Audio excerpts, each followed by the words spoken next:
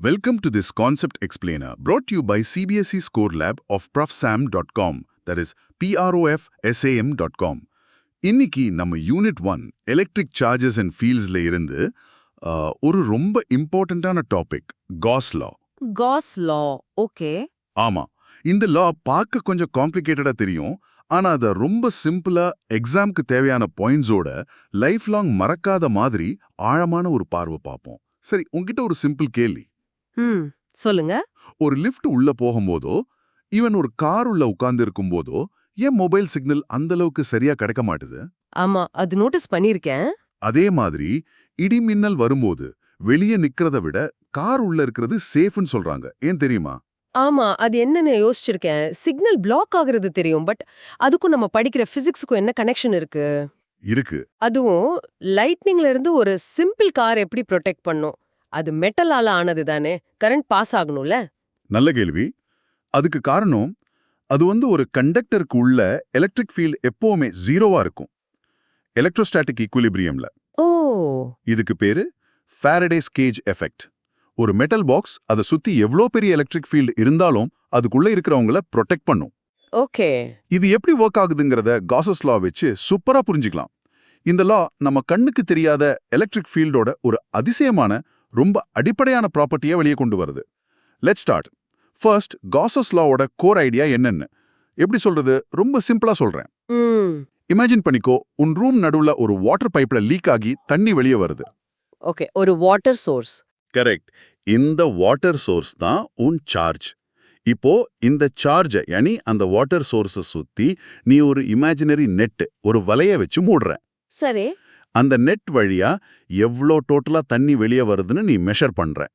இந்த total water flow தான் நம்ம டாபிக்ல எலக்ட்ரிக் ஃப்ளக்ஸ். ஓ, அந்த டோட்டல் ஃப்ளோ தான் ஃப்ளக்ஸ். ஆமா. இப்போ நீ ஒரு சின்ன நெட்டுக்கு பதிலா ஒரு பெரிய நெட் யூஸ் பண்ற, இல்லனா ஒரு ஸ்பெரிக்கல் நெட்டுக்கு பதிலா ஒரு பாக்ஸ் ஷேப் நெட் யூஸ் பண்ற. ஷேப்பை மாத்துறேன். ஆமா, ஷேப்பை மாத்துற, சைஸை மாத்துற, ஆனா உள்ள இருக்கிற பைப்ல இருந்து வர வாட்டரோட அமௌண்ட் மாறவே இல்லை. கரெக்டா? ஆமா, அது மாறாது. சோ நீ எந்த ஷேப், எந்த சைஸ் நெட் யூஸ் பண்ணாலும் டோட்டலா அந்த நெட்டை கிராஸ் பண்ணி வெளியே வர வாட்டரோட அமௌண்ட் ஒண்ணுதான். ஓகே. இதுதான் பேசிக்கலி காஸஸ் லா. ஒரு க்ளோஸ்டு சர்ஃபேஸ்க்குள்ள இருக்கிற நெட் சார்ஜ் எவ்வளவோ, ஆமா, அதுக்கு ப்ரொபோஷனலா தான் அந்த சர்ஃபேஸ்ல இருந்து வெளியே வர்ற டோட்டல் எலக்ட்ரிக் ஃப்ளக்ஸ் இருக்கும். அந்த சர்ஃபேஸோட ஷேப்போ சைஸோ முக்கியமே இல்ல, என்க்ளோஸ்ட் சார்ஜ் மட்டும்தான் முக்கியம். Oh, okay. சோ ஃப்ளக்ஸ்ங்கிறது total field lines passing through a surface, அப்படிதானே? கரெக்ட். அந்த ஃப்ளக்ஸ் உள்ள இருக்கிற சார்ஜை மட்டும்தான் டிபெண்ட் பண்ணுது. Correct. நான் சூஸ் பண்ற அந்த இமேஜினரி சர்ஃபேஸோட ஷேப்பை டிபெண்ட் பண்ணது. எக்ஸாக்ட்லி. அந்த இமேஜினரி நெட் தான் காஸியன் சர்ஃபேஸா? பெர்ஃபெக்ட்டா சொன்ன. அந்த இமேஜினரி சர்ஃபேஸ் தான் காஸியன் சர்ஃபேஸ். இப்போ why this lawன்னு ஒரு கேள்வி வரும். நம்ம கிட்ட தான் கூலும்ஸ் லா இருக்கே. ஆமா, அதை வச்சு ஃபீல்டு கண்டுபிடிக்கலாமே.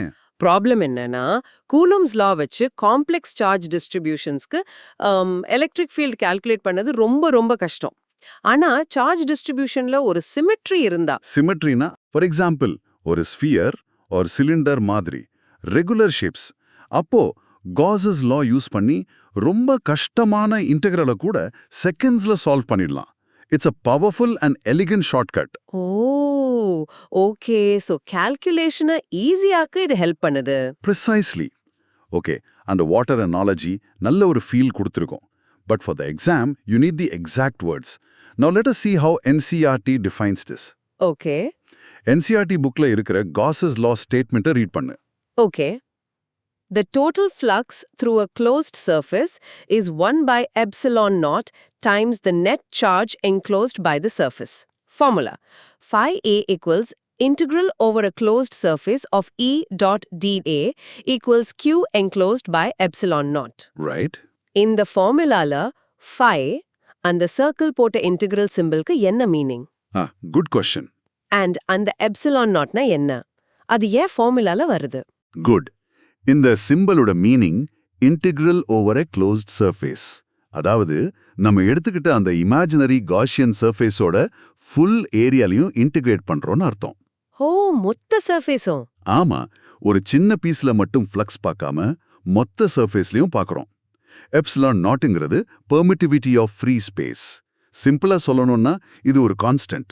வாக்யூம் தான் வழியா எலக்ட்ரிக் ஃபீல்ட் லைன்ஸை எவ்வளோ ஈஸியா பாஸ் பண்ண அனுமதிக்கும்னு சொல்ற ஒரு வேல்யூ. அதான் இந்த constant. Okay, a constant value for vacuum. Yes. இப்போ இந்த லாவை நம்ம ஸ்டெப் பை ஸ்டெப்பா பார்ப்போம். First, step 1. ஒரு சார்ஜ் கியூவை சுத்தி ஒரு இமேஜினரி க்ளோஸ்ட் சர்ஃபேஸை கிரியேட் பண்றோம். இதுதான் நம்ம காஷியன் சர்ஃபேஸ். சரி. ஸ்டெப் 2.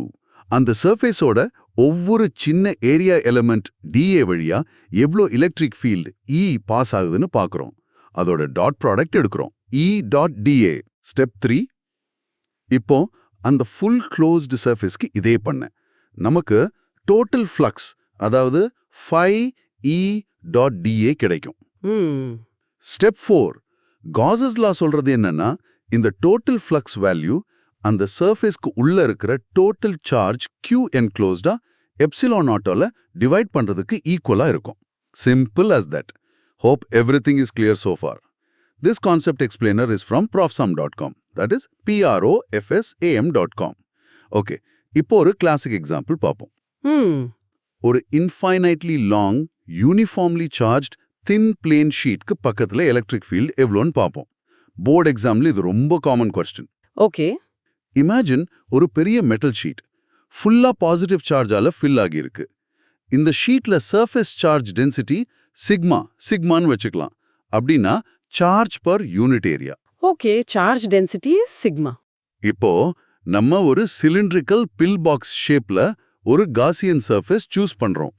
அந்த சிலிண்டர் அந்த ஷீட்டை பியர்ஸ் பண்ணி ரெண்டு பக்கமும் வெளியே நீட்டிட்டு இருக்கிற மாதிரி இமேஜின் பண்ணிக்கோ. ஓ, ஷீட்க்கு நடுவுல போகுது. ஆமா, சிமெட்ரினால எலக்ட்ரிக் ஃபீல்ட் அந்த ஷீட்டுக்கு பெர்பெண்டிகுலரா அவுட்வர்ட்ஸா தான் இருக்கும். சோ சிலிண்டரோட கர்வ்ட் சர்ஃபேஸ்க்கு ஃப்ளக்ஸ் 0. ஏன் 0? ஏன்னா ஃபீல்ட் லைன்ஸ் அந்த சர்ஃபேஸ்க்கு பேரலலா போகும், கிராஸ் பண்ணாது. சோ E அண்ட் dA பெர்பெண்டிகுலரா இருக்கும், டாட் ப்ராடக்ட் 0 ஆயிடும்.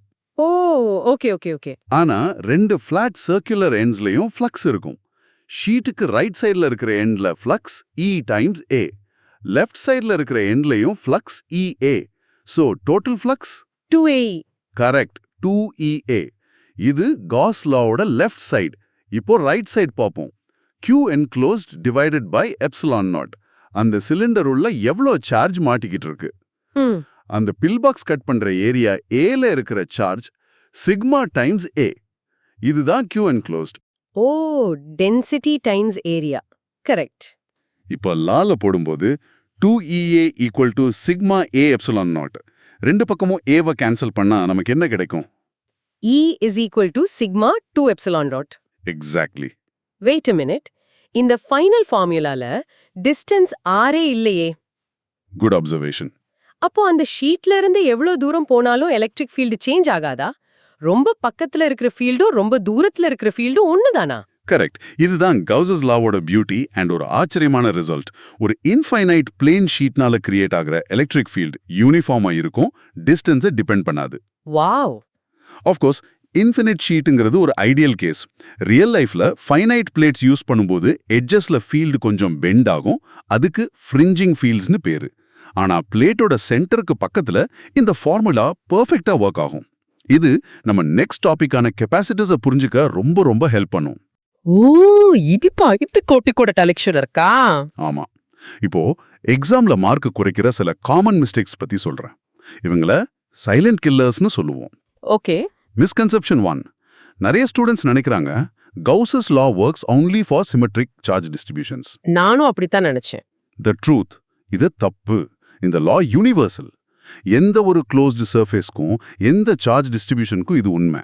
ஆனா அந்த இன்டெகிரல் ஃபை E.dA இருந்து வெளியே எடுத்து ஈஸியா சால்வ் பண்ணணும்னா சிமெட்ரி தேவை. ஓ. So Gauss's law is always true, but it's only useful to find the electric field when there's high symmetry. அப்போ லா எப்பவுமே ட்ரூ, ஆனா அதை யூஸ் பண்ணி ஈய கண்டுபிடிக்கிறது சிமெட்ரி இருந்தா மட்டும்தான் ஈஸி. புரிஞ்சது? Perfect. இப்போ மிஸ்கன்செப்ஷன் 2. காஷியன் சர்ஃபேஸ்க்கு வெளியே இருக்கிற சார்ஜஸை நம்ம கண்டுக்காரே தேவையில்லை. ஆமா, ஃபார்முலால Q enclosed மட்டும்தானே இருக்கு. அதுதான் ட்ரிக்கி பாயிண்ட். ஃபார்முலாவோட ரைட் சைடுல Q enclosed மட்டும்தான் இருக்கு, அது கரெக்ட். ஆனா லெஃப்ட் சைடுல இருக்கிற E, அந்த phi E.dA இருக்கிற ஈயா? எஸ், அந்த E is the net electric field from all charges. உள்ள இருக்கிறதும் சரி வெளியே இருக்கிறதும் சரி. அப்போ ஏன் வெளியே இருக்கிற சார்ஜ் கியூல சேர்க்க மாட்டோம்? பிகாஸ் வெளியே இருக்கிற சார்ஜோட ஃபீல்டு லைன்ஸ் நம்ம சர்ஃபேஸ்க்குள்ள என்டர் ஆகி அதே மாதிரி வெளியும் போயிடும். So, the net flux contribution from an outside charge is always 0. அதனால தான் நம்ம அதை Q enclosedல சேர்க்கறதில்ல. Okay, so E is due to all charges, but அந்த phi ஆபரேஷன் பண்ணும்போது வெளியே இருக்கிற சார்ஜோட நெட் எஃபெக்ட் 0 ஆயிடுது. அதனால தான் ஃபைனல் ஃபார்முலால Q enclose மட்டும் வருது. Is that right? Absolutely correct. Last one. Misconception 3. நான் பெரிய Gaussian surface எடுத்தா அதிகமான ஃப்ளக்ஸ் கிடைக்கும். ஆமா, பெரிய ஏரியானா அதிகமான லைன்ஸ் பாஸ் ஆகும்ல. நான் வாட்டர் பைப் அனாலஜியா நினைச்சு பாரு. உள்ள இருக்கிற வாட்டர் சோர்ஸோட லீக் மாறாம இருந்தா நீ சின்ன நெட் யூஸ் பண்ணாலும் பெரிய நெட் யூஸ் பண்ணாலும் டோட்டலா வெளியே வர வாட்டர் ஒண்ணுதான். கரெக்ட். அதே மாதிரி flux depends only on Q enclosed, not on the size or shape of your Gaussian surface. ஏன்னா நீ சர்ஃபேஸை பெருசாக்கும்போது ஃபீல்ட் ஸ்ட்ரென்த் E 1/r² குறையும். ஆனா சர்ஃபேஸ் ஏரியா A r² ஜாஸ்தி ஆகும். எஸ், இந்த ரெண்டு எஃபெக்டும் ஒன்னு கரெக்டா கேன்சல் பண்ணிடும். அதனால ஃப்ளக்ஸ் கான்ஸ்டன்டா இருக்கும். ஓ, ஐ see. It cancels out. இந்த லாவை ஈஸியா ஞாபகம் வச்சுக்க சில சிம்பிள் டிப்ஸ். ஓகே. நிமோனிக். சிம்பிளா GEQன்னு ஞாபகம் வச்சுக்கோ. GEQ. G for Gauss law relates E for electric field through the flux phi EDA to Q for Q enclosed. GEQ. GEQ. Okay, நல்லா இருக்கு. Catchy phrase. ரொம்ப சிம்பிளா சொல்லணும்னா the flux out equals the charge in. ஒரு சர்ஃபேஸ்ல இருந்து வெளியே வர total flux அதுக்குள்ள இருக்கிற நெட் சார்ஜை பொறுத்தது. The flux out equals the charge in. சரி. Physical gesture. உன் கையை வச்சு ஒரு க்ளோஸ்ட் பால் ஷேப்பை இமேஜின் பண்ணிக்கோ. ஓகே. அதுக்குள்ள உன் விரலை வச்சு சில டாட்ஸ் யானி சார்ஜஸ் இமேஜின் பண்ணிக்கோ. Total field lines coming out flux உள்ள இருக்கிற டாட்ஸோட கவுண்டை தான் டிபெண்ட் பண்ணும். நீ அந்த கையை பெருசாக்கினாலும் உள்ள இருக்கிற டாட்ஸ் மாறல, சோ ஃப்ளக்ஸும் மாறாது. Oh, that's a nice way to visualize it. Okay, so let's summarise. இன்னைக்கு நம்ம பார்த்த காஸஸ் லால இருந்து உங்க எக்ஸாம்க்கு தேவையான 3 முக்கியமான points. Okay. Number 1. Gauss's law relates the total electric flux through any closed surface to the net charge enclosed within that surface. The formula is phi E equals Q enclosed epsilon S. Okay, first point. Number 2. இந்த law எப்பவுமே true. ஆனா electric ஃபீல்டை ஈஸியா calculate பண்ண நாம் choose பண்ற Gaussian surfaceக்கும் charge டிஸ்ட்ரிபியூஷனுக்கும் நடுவுல high symmetry, spherical, cylindrical or planar இருக்கணும். Useful only with symmetry. And number 3. Gauss's law-வை use பண்ணி ஒரு கண்டக்டிங் ஷெல்க்கு உள்ள எலக்ட்ரிக் ஃபீல்டு 0ன்னு ப்ரூவ் பண்ணலாம். அதுதான் Faraday's cage. And ஒரு இன்ஃபினிட் சார்ஜ் ஷீட்னால யூனிஃபார்ம் ஃபீல்ட் கிரியேட் ஆகணும் கண்டுபிடிக்கலாம். E equal to sigma 2 epsilon naught. இவை ரெண்டுமே போர்டு எக்ஸாம்ஸ்ல important applications. Right, got it. 12th CBSE Physics, Chemistry and Mathsல மேக்ஸிமம் மார்க்ஸ் எடுக்க profsam.com விசிட் பண்ணுங்க. That is PROF SAM, right? Yes, PROFSAM.com. And ஒரே ஒரு ஃபைனல் தாட் உங்களுக்கு. Gauss's law இந்த அளவு பியூட்டிஃபுல் அண்ட் பவர்ஃபுல்லா இருக்கிறதுக்கு காரணம் எலக்ட்ரிக் ஃபோர்ஸ் ஒரு இன்வர்ஸ் ஸ்கொயர் லாவை ஃபாலோ பண்றது தான். 1r². நம்ம யூனிவர்ஸ்ல இன்னொன்னு ஃபேமஸான இன்வர்ஸ் ஸ்கொயர்லா இருக்கு. அது கிராவிட்டி. ஓ, ஆமா. அப்போ கிராவிட்டிக்கும் இதே மாதிரி ஒரு Gauss's law இருக்குமா? யோசிச்சு பாருங்க. All the best.